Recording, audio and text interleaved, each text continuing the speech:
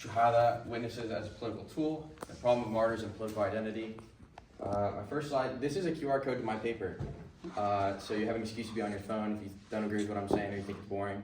Also, if you want to read more and look into my citations, all of them are there. I think I hit 95 citations in total, a couple different sources. It felt like a lot, it was a lot. But yeah, we're gonna get into it.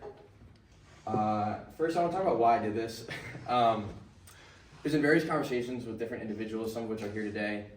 Dane, AP, Kevin, my brother, Peter, Adam, Jake, Evan, Dr. Moeller, Dr. Sheely, Dr. Biro, Dr. G, all of which I've had conversations with about what I wanted to do.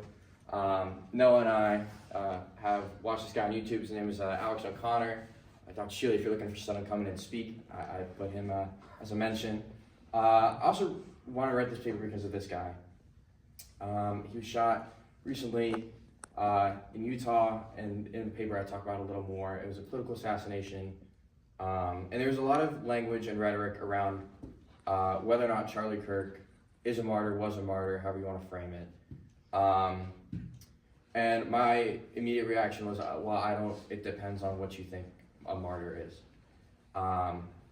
And so I was like, well, has anyone agreed on any sort of definition of martyr? The answer is no. There's been attempts at it.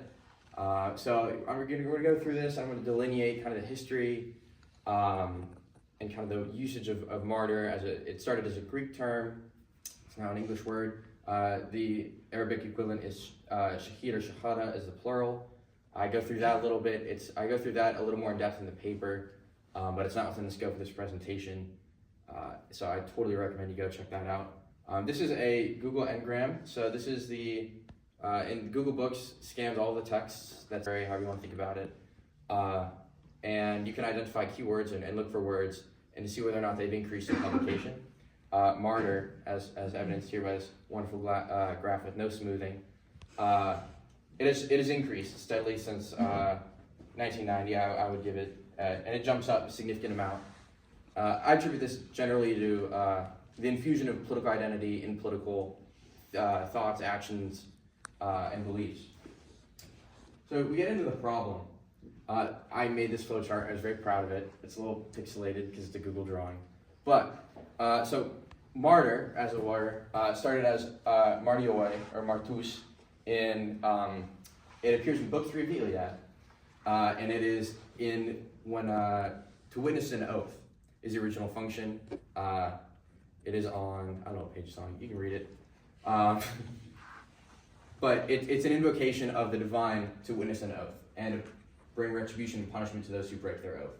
That's how it started. It was a divine witness. It was a call to the divine as witness. Translated, it was also in Hesiod's Works and Days. Hesiod said, I recommend you get a witness, Martyrs in this case, anytime you make a deal with your brother. I can confirm. Witnesses are of benefit. So that's that transition, right? Now we get into martyrs as a legal witness. So in the Apology, which I talk a lot about, martus and its variations are used 9 times. This is in the translation I found, and in the English it's translated as witness. Twice it is used as a witness for the Oracle of Delphi, when Socrates is making a plea, saying, look, the Oracle said I was the wisest, go ask this other guy, and in fact his brother's in the jury. Dr. Sheely can correct me on that in the Q&A, but so far so good, I think. Thank you for your help with translations too. Particular shout out there. And then we get kind of to the Christian usage, which I talk a lot bit more in my case studies. The Christian usage was someone who confesses their witness to Christ, their testimony. It started with Jesus, like the big martyr in the Christian case. But in particular in Acts, I get into it a little bit later, with St. Stephen, who is tried before the Sanhedrin, or the Jewish court at the time, court of law as it were, and is stoned to death. So we get into him a little bit later, but that's a dead divine witness. That becomes transfigured, transliterated through my other 2 case studies, St. Ignatius of Antioch and Polycarp, who, funny enough, knew each other, which is kind of weird. And then we get martyrs, a political term. I get into a little bit in the slides, but more in the paper. Shahid Shuhada had the same sort of translation. It started as legal witness through influence from the Syriac Christians and that terminology. So that was really cool to find that out. But it also started as a term for legal witness. And it's not until we get into hadiths, which is like readings of the Quran and sayings of the Prophet,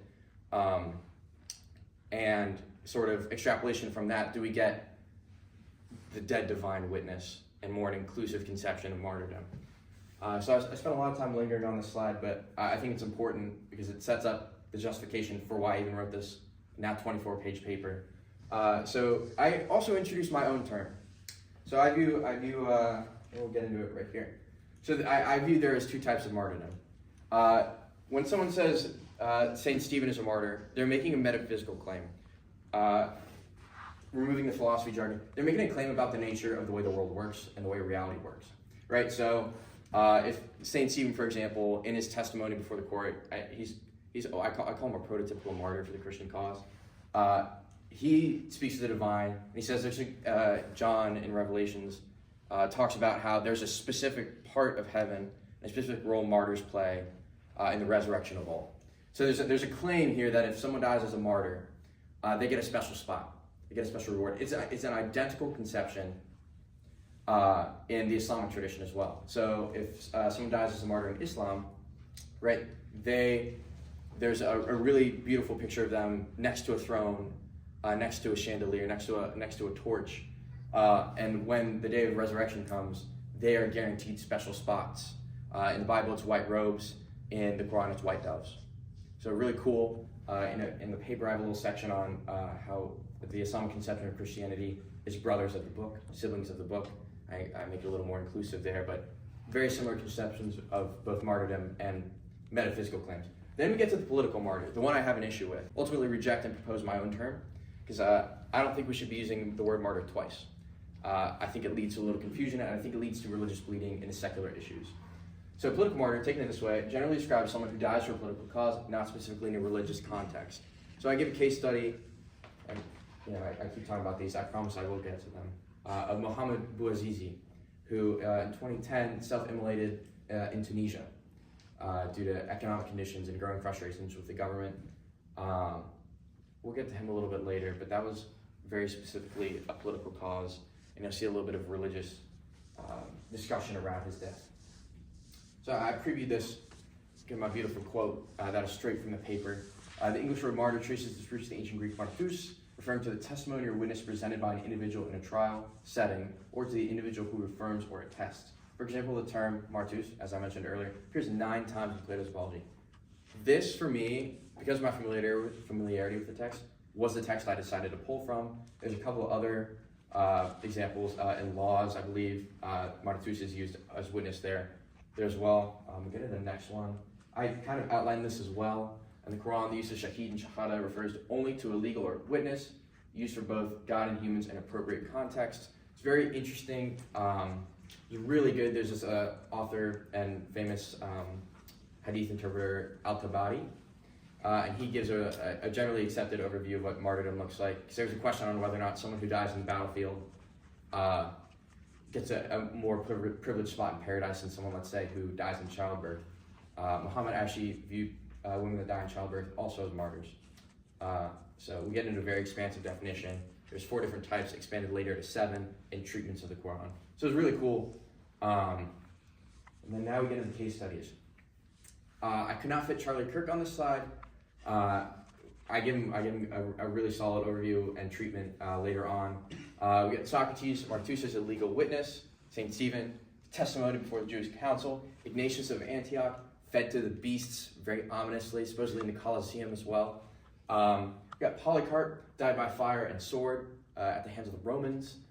Hussein ibn Ali, a little language fact of the day, Ibn just means son of, so it'd be the same thing as saying Jackson, Erickson, anything like that. Died at the hands of the Umayyad Caliph, deeply political, deeply religious. The strongest case for my proposed term of both a skeptis and a martyr. So I'll get into a little bit of should recognize a little bit of skeptis in Greek. Then Mohammed Bouazizi, a Tunisian protester, later a protester, and I think in his, I don't want to do any psychoanalyzing or any reading, but it was on a protestation that he self-immolated. Oh, we skipped a little too far. St. Stephen, note the rocks, denoting his death. I thought a beautiful painting. The martyrdom of Stephen takes place in Acts 6 and 7.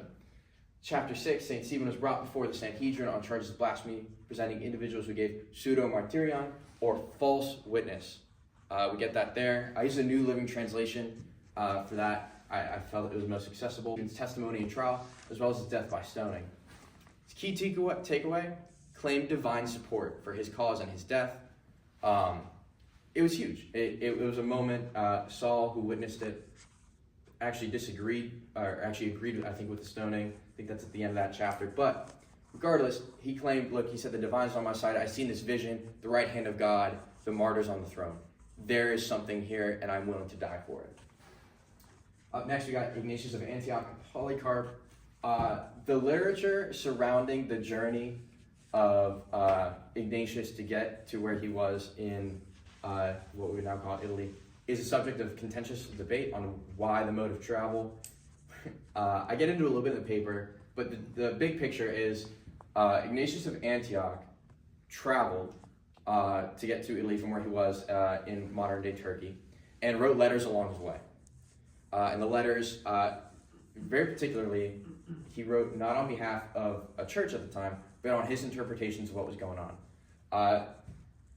There's a person I bring in my paper that I was unable to give space to on the slide. His name is Edward Said, and he is one of my favorite political theorists. But he developed this idea of a cultural archive, or a place to go to form social identity in groups.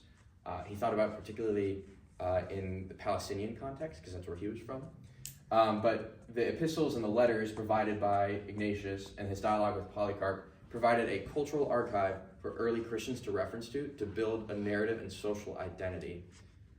Central to the idea that to be a martyr is to die as a witness. And then Polycarp here, according to Irenaeus, was not only taught by the apostles and conversed with many of those who saw our Lord in the flesh, but he was also martyred, put to death by fire and sword because he refused to renounce Jesus Christ. At the time of his death, there was a cult of the imperial or the emperor's cult in Rome at the time, and the tradition was once a year. Now I'm no classics expert, but at least once a year, you burn incense to the emperor, and not just to, but for and to the emperor at the time. Idolatry, right? That was the equivocation, and so Polycarp refused to do so, and accordingly was put to death because of that. Now, there's a little bit of a causal issue here, because you may be saying, well, look, he didn't die because he was Christian, he died because he refused to burn incense. But it was a religious belief and a religious faith that tied that together. And I think you'd be hard-pressed to argue against that. Each of those individuals also referenced the divine in their last statements, or at least in their letters. I think it was Polycarp that said, "Thank you, Father, for giving me the opportunity to drink from the blessed cup of those who've come before me. I look forward to joining them at the throne." It's a very poetic kind of deaths for these two early church figures. And there's a quote that I often saw that was the foundations of the church were built on blood spilled by the martyrs. And so that's the Christian conception. Get to Hussein. Phenomenal hat. I gave Spark Notes. These are all in the paper. These are all pulled from the paper. There was a lot of confusion when Muhammad died, because he never named a successor. There is some Quranic evidence to suggest that it was the family of Muhammad, which included Hussein, who he supposedly blessed and granted purity to, which I come back to later. Purity, Nia, is a translation of that. But that he was anointed or purified to lead the people, to be infallible. Your fun fact is the Shia group. Zohran Mamdani is Shia. He's a minority Muslim group. And what that comes with is an infallibility of Hussein and his descendants, or the Imams at the time. He was killed in the Battle of Karbala. I think battle is an incredibly strong word. I go through it in my paper. He was on his way to a city in Iraq because they'd requested his presence and they requested him to rule. On his way, he was met by soldiers sent by the Caliph at the time, surrounded. There were 72 in his party, and for 10 days, the soldiers beheaded those of his party until there were none left. Battle? Not really. I cannot score enough the significance of this death in the Islamic tradition. The equivalent, when I was talking to Professor Al-Saidi, okay, perfect, yeah, I read this up. When talking with Al-Saidi about this, this is equivalent to the Christian conception of Jesus Christ for Shia Muslims. That's significant. Muhammad Bouazizi, again, another pixelated image, I apologize. Born in Tunisia, he was a street vendor who did not possess a license, was constantly harassed by police and government officials. And there's a little bit of rhetoric, and you can see where my failed footnote was, but it's there in the paper. Out of protest, he tried to meet with the governor. The governor refused to see him, and he burned himself in front of the governor's residence in his city. It sparked nationwide and then massive North African Middle Eastern protests. What we now call the Arab Spring at the time was called the Jasmine Revolution in Tunisia. Religious institutions, importantly, denied his martyrdom. Suicide doesn't count. This university in Egypt, often the mouthpiece for Sunni Islam, determined that issued a statement, a fatwa, about how he does not count. Get to Charlie Kirk. There's so much discourse around this right now. I make the case in my paper and in the slides later on in this table that I'm about to show you next to kind of wrap things up. He was not killed because of his religious beliefs. He was killed because of his political beliefs. In text messages from the assassin, it is established that it was due to his hateful rhetoric, more broadly speaking, and most of his rhetoric, while a good portion was indeed religious, was political in nature. Yeah, you got that little highlight down there. And then I, out of convenience, composed a table. This is the purity of intention I was talking about. It's a little checklist. What I wanted to do was propose some sort of way we could go through and say, look, do they meet the conditions of martyrs? If it's a Y in all of these categories, yes. If it's a Y in this, if it's a Y in the political category or a yes, they count as what I define as a skeptis or skepti, plural, which is a political, what we would call a political martyr, but it takes away the term martyr. Because I view, from this view, to use martyr in that way undermines the religious tradition and sanctity of the term. So instead, we should pursue a secular conception of the political martyr while still acknowledging and holding space for those who die for their political beliefs. Thank you.